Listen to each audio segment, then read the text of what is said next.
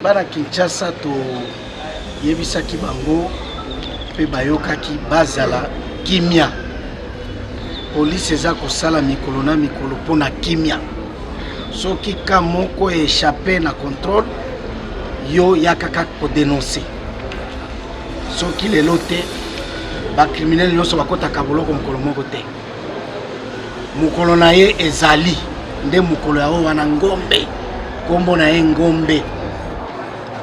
À se faire passer comme policier, à l'anticiper, ou ebi place basomba kango, toko tunaye, place à somba kateniwana, place à Zouakayango, ou à Kabela Kabaninga. En réalité, ce ne sont pas des policiers réguliers, mais baza kolata poso ya police pour la kobebisa image na yango. Nde tozali ko kebisa population ya Kinshasa ko denosaka maïnyonso wana. Parce que les policiers mon côté à ça la patrouille pour favoriser les locaux. Tout ça la patrouille pour na koluka mabe na batu ya mabe. Tokolala libanda tokokota retard pour na koluka bango heure nyonso. Ezala 3h du matin, 2h du matin, 4h tokanga bango na heure. Et la kisi ke tolala kate pour na yango.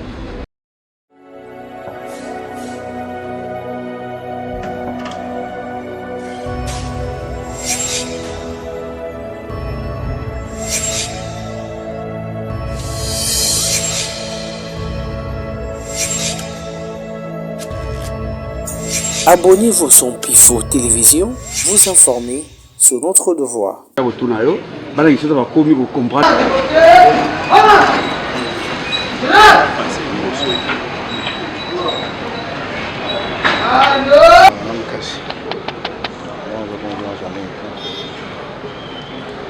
Monsieur le commissaire provincial de la police nationale congolaise, ville de Kinshasa, mon général, Monsieur le commandant commissariat urbain, chef de département, officier supérieur, officier, dans le cadre de la lutte contre le banditisme urbain, caractérisé par le phénomène Kuluna dans la ville de Kinshasa, le commissaire provincial de la police ville de Kinshasa a initié une série d'opérations spéciales de bouclage ciblées pour traquer ces marginaux, tels que déclaré lors de la prise de ses fonctions. Je cite, le commissaire provincial de la police ville de Kinshasa avait déclaré que ça sera chaud et je pense que ça vient de commencer. Rien que pour le mois de janvier, c'est la 3e série d'opérations de bouclage, cette fois-ci exécutée par le commissariat urbain de la ville de Kinshasa. Au total, 182 inciviques communément appelés Kuluna, traqués par le commissariat urbain de Moamba, Funa, Gombe, Tchangu et Nsele.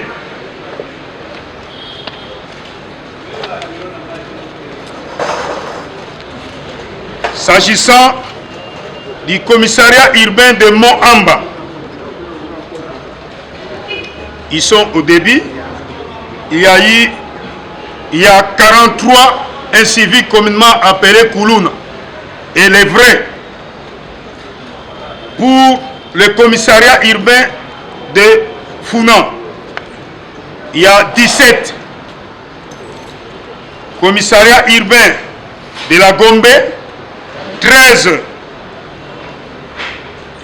Commissariat urbain de Tchangu, 73. Et enfin, Nsele, 36.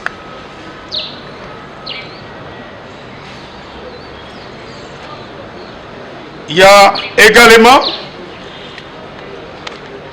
un incivique interpellé en la personne de l'agent de police Bila Katouchoudi Blaise. Tellement. Telemisaï.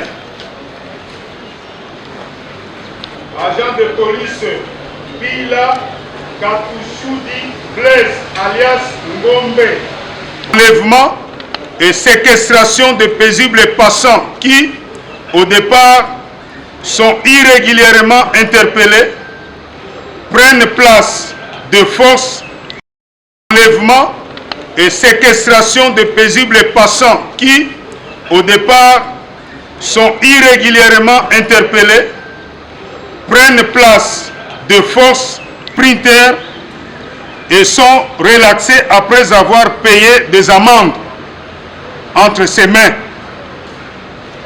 soit dépossédés de leurs fonds et effets de valeur.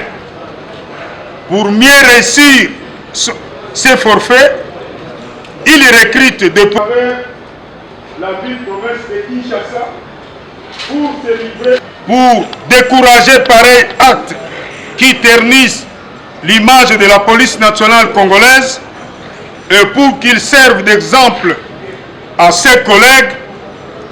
Le commissaire provincial de la police nationale congolaise, ville de Kinshasa, a décidé non seulement son arrestation, mais déféré devant l'instance judiciaire afin qu'il subisse la rigueur de la loi. Continue pour traquer ses coauteurs et traquer tous les policiers qui se vertueraient à rééditer de tels actes. Donc, policier oyo bomoni o totali sibino abengami mingi na kombo ya Ngombe, matricule 95 523 bar A. Azali moko babengi ye policier kasi situation na ye administrative ezali malamu te ote afuta makate.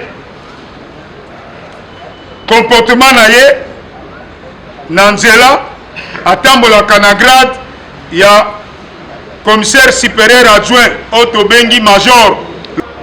Soki azui en location taxi bis azwaka pe ba policier o balati molato ya police nationale congolaise pe azotambola na bango pona kokokisa oyo ezali posa na ye. Comportement wana nde epesi pasi mingi na yango mokonzi na biso ya polisi ya ville ya Kinshasa epai ya ba magistrat ote bango basambisa ye pe bapesa ye etumbo esengeli ya makasi yo basalaki na ye musala mabe wana bapolisi oyo balataki molato ya polisi tozoluka bango mpo tokanga bango pe lisusu mokonzi aza kokebisa na yo moninga policier oza na comportement lolenge ya policier oyo Bila Katouchoudi Blaise alias Ngombe. Yeba ete soki tokangi yo pe okolanda ye bisika mokonzi na biso ya polisi ya ville ya Kinshasa ayebi kopesa mitindo po totinda ye kaka mokolo lelo. Population ya ville ya Kinshasa bosengeli na koyeba ete mokonzi na biso ya polisi ya ville ya Kinshasa kaka ndenge kuluna emataki na ville ya Kinshasa ye ayebaki na kozwa mitindo apesaki na ba commissariat urbain ya ville ya Kinshasa pote basala oto bengi opération spéciale ya bouclage. Tala mokolo ya lelo le 31 janvier 2024 ba commissariat urbain ya police ya ville ya Kinshasa bayebi na kotia maboko na 182 kuluna oyo bozomona na bilili bato oyo bakangami pe toza koyebisa bino que rien que na mois de janvier oyo lelo eza mbala ya misato opération spéciale ya bouclage esalem.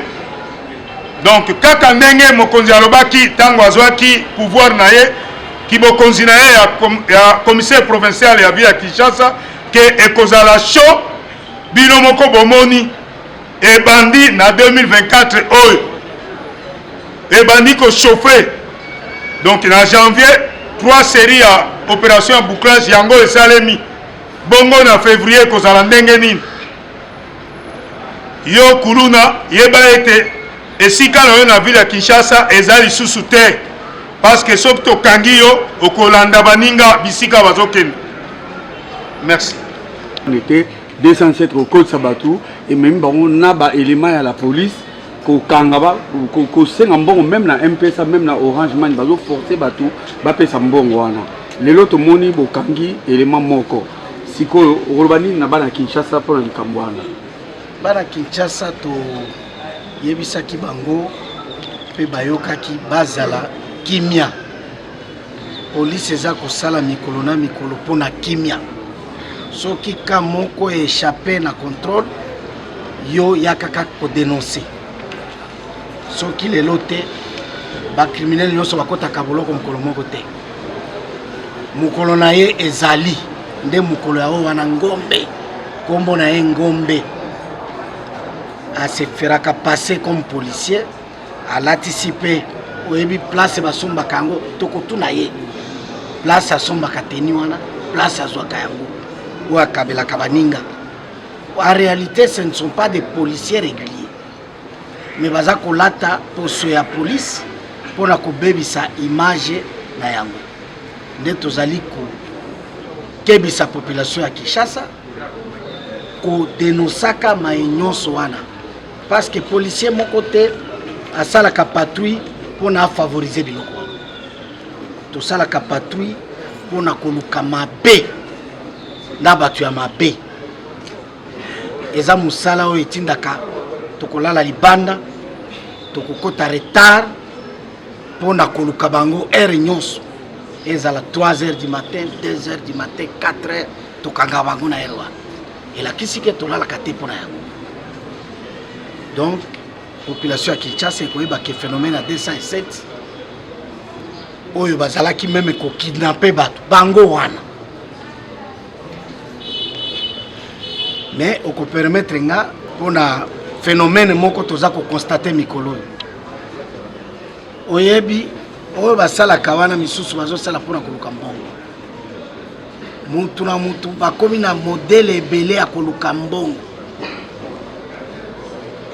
bino ba journaliste boyebi déontologie na bino il vous est demandé qu'on vérifie ba information ozali na information o vérifier na source oyebi eloko koloba. Il ne faut pas que tu aies information oyo babengaka intox oza na objectif na yo TikTok basala yo millions de vues po okozwa mbongo a retour okamati lokuta otie liboso parce que ça va intéresser tout le monde batu bakimaki kuna nyonso te. Certes il y a eu cette attaque de ces bandits et ils ont été traqués pe bakangami pe batu basi bazongaki mboka sans crime ezalaka te yango tina batia ba service ya sécurité pona soki crime esalemi ba service elandi ekangi bango batu wana nyonso basali musala wana bakei ba infraction mosusu ezali sur les réseaux sociaux okokamata biloko eza na preuve te soki bakangi olobi on est en train de marteler les journalistes. On est en train... Non, le journaliste n'a pas bien fait son travail. Il faut faire la part des choses.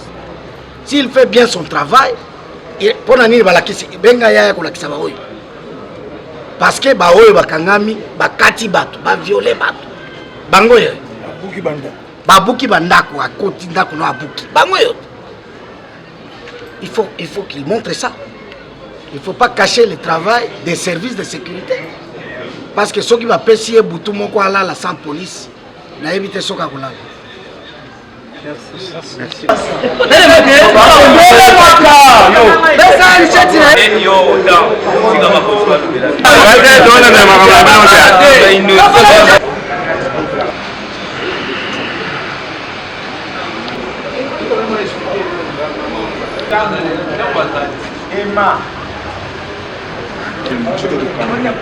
Agent de police Bila Kakusudi Blaise alias Ngombe.